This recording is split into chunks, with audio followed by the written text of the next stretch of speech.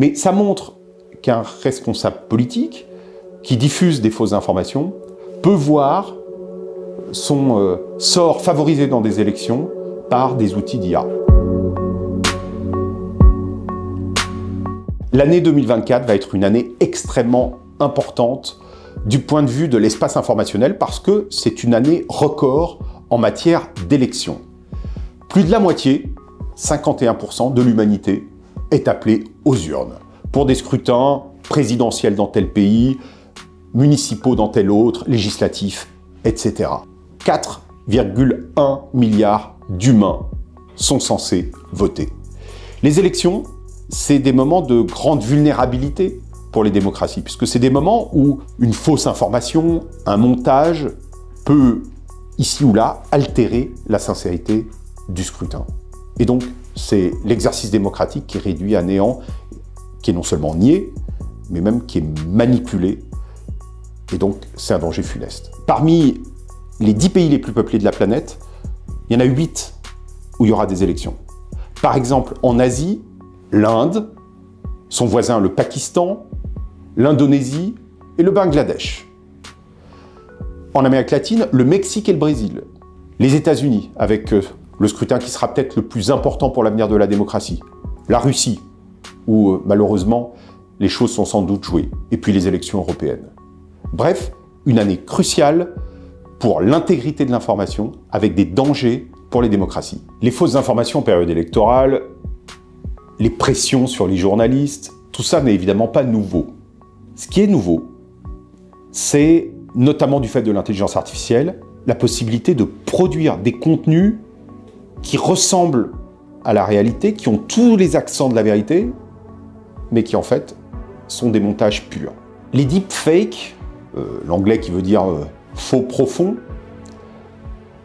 ça n'est pas des dangers purement théoriques. On n'est pas là en train de se faire peur à l'idée de l'intelligence artificielle. C'est quelque chose qui peut concrètement arriver, et qui est déjà arrivé. Il suffit de voir ce qui s'est passé récemment lors de l'élection en Slovaquie, où, à quelques heures du scrutin, est sortie une bande-son avec prétendument une journaliste parlant avec le dirigeant d'un parti politique et se mettant d'accord dans le dos des électeurs, sauf que cette bande-son, c'était un total montage. Et que, bien entendu, ça a porté atteinte à la capacité de ce parti politique-là d'obtenir des voix. Et de fait, c'est un autre candidat qui a été élu. Et le responsable politique qui a été élu, le candidat, c'est un ancien Premier ministre, Robert Fico, que j'avais rencontré quand il était Premier ministre, et où à la fin de notre rendez-vous, ses services de communication avaient diffusé une fake news, une fausse information sur notre rendez-vous. Quelque chose qui était complètement faux. Moi, à l'époque, ça m'avait quasi traumatisé, tellement je m'étais retrouvé accusé d'avoir menti à l'issue de notre entretien. Heureusement, des témoins avaient confirmé ma version. Mais ça montre qu'un responsable politique qui diffuse des fausses informations peut voir son sort favorisé dans des élections par des outils d'IA. C'est arrivé en Slovaquie. Donc ça peut arriver ailleurs.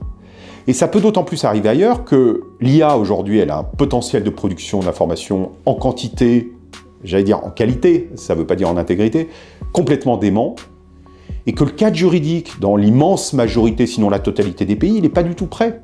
Il y a des pays où il y a des projets de faire de la production de deepfake, de montage sur la base d'intelligence artificielle, des infractions. Mais aujourd'hui, c'est pas le cas. Il faudrait d'ailleurs des standards internationaux, il faudrait une traçabilité des contenus en IA. Bref, tout le dispositif démocratique pour lutter contre ce type de fausses informations, il n'est pas prêt. Mais les élections, elles ont lieu. Les campagnes électorales sont évidemment des moments où la fonction du journalisme, la question de son intensité, de sa qualité, elle est encore plus importante que dans les autres périodes. Et malheureusement, la capacité de résistance journalistique, elle est en train de s'émousser dans certains pays, ne serait-ce que parce que le journalisme est affaibli. Et je parlais de l'élection américaine, qui est sans doute l'élection la plus importante de l'année, l'élection présidentielle américaine. Aux États-Unis, les déserts de l'information, ce qu'on appelle en américain les news deserts, sont de plus en plus grands. Aujourd'hui, sur les 3000 et quelques, 3143 je crois comtés du pays, il y en a 200 où il n'y a plus de presse locale, plus de journaux. Il y a près d'1 millier d'organes de presse dans le pays qu'on considère comme fantômes. Pourquoi? Parce qu'ils ont perdu au moins la moitié de leurs effectifs. Il y a un Américain sur 5 qui n'a pas accès directement à une information fiable à travers la presse locale.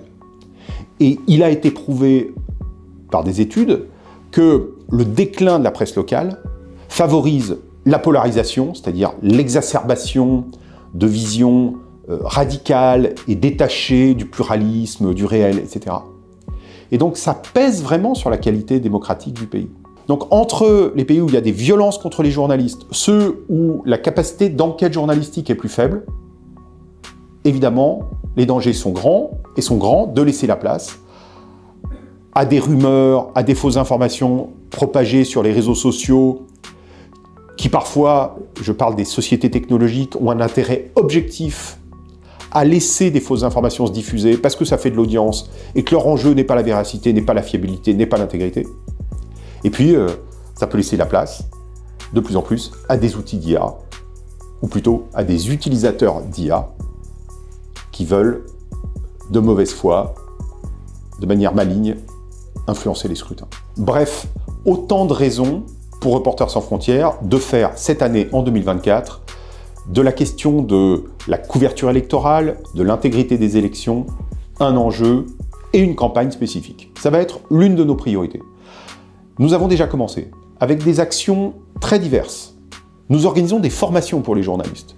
Nous avons conçu un guide que nous pouvons diffuser dans de multiples langues sur la couverture électorale, sur la sécurité pendant les élections. Nous distribuons du matériel, qui peut être du matériel de protection, mais aussi du matériel permettant aux journalistes tout simplement de travailler et d'avoir une continuité de service en matière d'accès à Internet. Dans des pays dans lesquels la couverture Internet peut être coupée, parfois pour des raisons politiques, d'opportunité, et il faut que les journalistes puissent continuer à travailler. Donc on a distribué par exemple des dispositifs récemment au Congo, pendant la campagne électorale, mais qui vont aussi servir là pendant tout le début de la nouvelle mandature.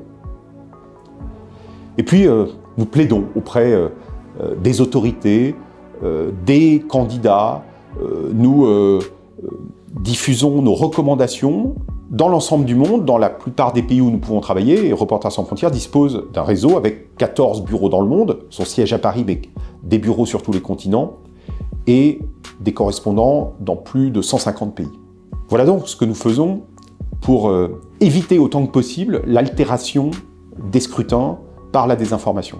Mais par ailleurs, nous essayons, et ça c'est la version plus positive, de profiter de ces scrutins pour pousser notre programme, pas un programme électoral politique orienté, mais le programme qui correspond à la cause de RSF, à la défense du droit à l'information.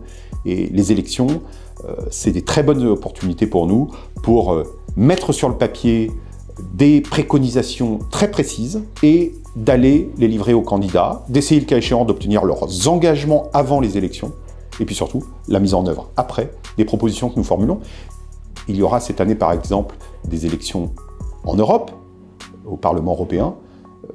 Avant la présente mandature, on avait eu une espèce de programme en 10 points, avec des grands textes, Digital Services Act, législation européenne sur les services numériques, il y en a une autre sur les marchés numériques, il y a un texte en discussion sur l'intelligence artificielle, et puis il y a le European Media Freedom Act sur la liberté de la presse. Et une bonne partie de ce contenu, c'était des choses que nous proposions dans nos 10 points. Donc, année 2024, année électorale, danger à conjurer et opportunité à saisir.